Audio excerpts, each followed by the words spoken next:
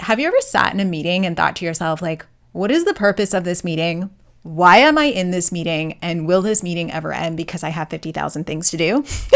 Well, if you've ever thought any of those things, I'm pretty sure you're not alone in those thoughts. I think a lot of people feel that way, which is why I want to make sure that you're fully equipped to make sure that in the meetings that you run, that nobody sitting in that room is thinking those things, right? I want you to be running some pretty effective meetings so that you get what you want out of it, right? And so that everybody else is getting the most out of the time that they are spending with you during that meeting. So today, what I want to talk about is just a couple of tips around how you can run an effective team meeting. And so if that sounds like something that you want to learn more about, and tap that like button and subscribe button, and let's get started. Hey there, friend. Welcome back to the channel. And if you're new around here, well, my name is Mac, and I'm a leadership coach, but I actually work specifically with first-time team managers and helping them to become effective leaders.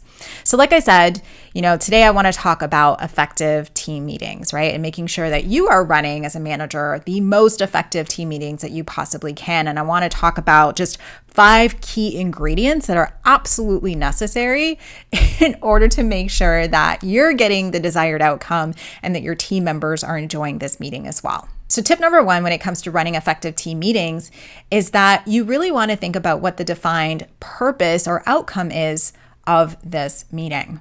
You really want to ask yourself, why am I calling these people together? What is it that I'm trying to achieve by all of us being together in this room, right? You really want to think about that. Because at the end of the day, meetings have different purposes, right? Like sometimes you're going to run a meeting because you want to disseminate information. Sometimes you're going to have a meeting because you want to make a decision.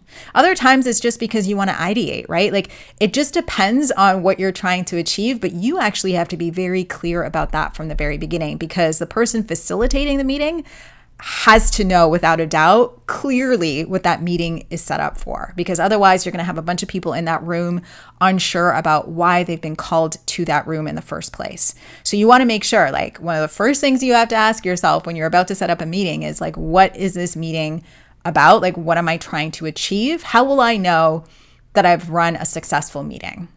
Right? Like really ask yourself that question. What is it that you're trying to achieve?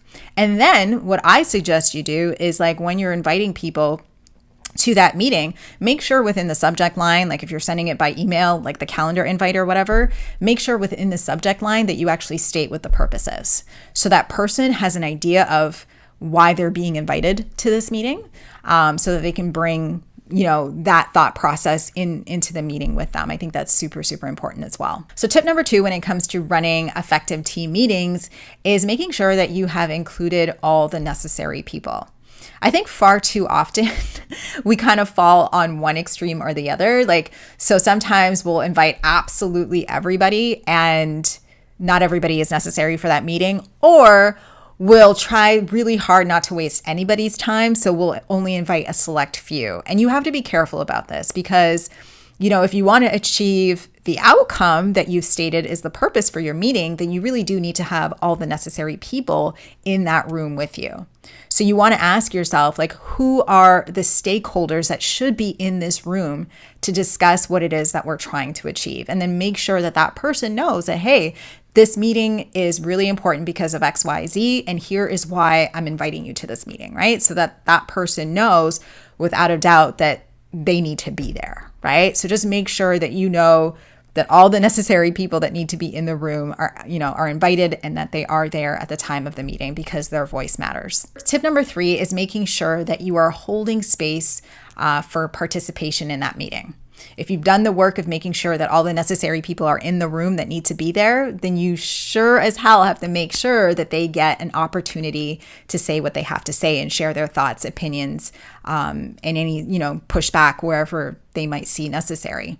So make sure that you're holding space within the meeting for them to participate, and make sure that you're giving them an opportunity to come prepared so that they can speak, and speak up in that instance. So what I mean by that is send an agenda ahead of time.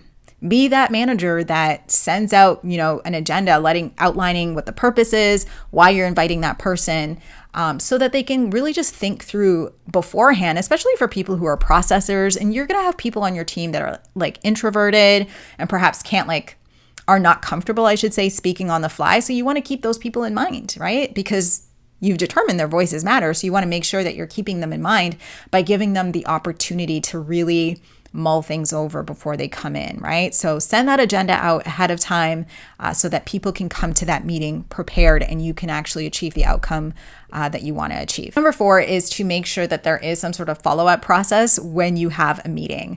And I definitely want to like double click on this and do a video on this next week. So make sure to hit the like, subscribe button and notification bell so that you don't miss out on that video where I'm talking about meeting follow through. But it is really important. Like nobody wants to be sitting in a room for an hour or however long and not have anything come from it, right? So make sure that there is some sort of like wrap up where you guys are talking through action items as you leave the room. But again, I will discuss this in my video next week where I talk about meeting follow through. Tip number 5 when it comes to running effective team meetings is making sure that you are defining meeting behavior. And what I mean by that is like, we want to make sure that we are talking about like ahead of time before you even like set up any sort of meetings, that you're talking through like what are the best practices for meetings. So if you're a virtual team, is it that you expect everyone to have their camera on? Is it that you expect people to come onto the meeting muted? Like, is it that you expect people to have their cameras pushed back if it is turned on? Like, what are the expectations around meeting behavior? And it can also be other things like interruptions. Like, do we just believe in not interrupting people on this team when it comes to meetings? Which I think should be for everybody. I feel like that kind of meeting behavior should be expected from everybody in general. So you want to talk through best practices for meeting behaviors and make sure that everybody is fully aware of those behaviors ahead of time so that they can come to the meeting kind of all participating in the same manner.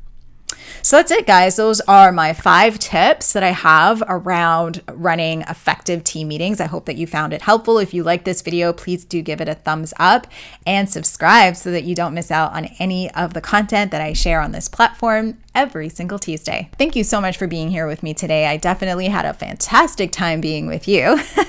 And to that note, I hope you have a fantastic rest of your week. Do not forget to keep smiling, and I'll see you in the next one.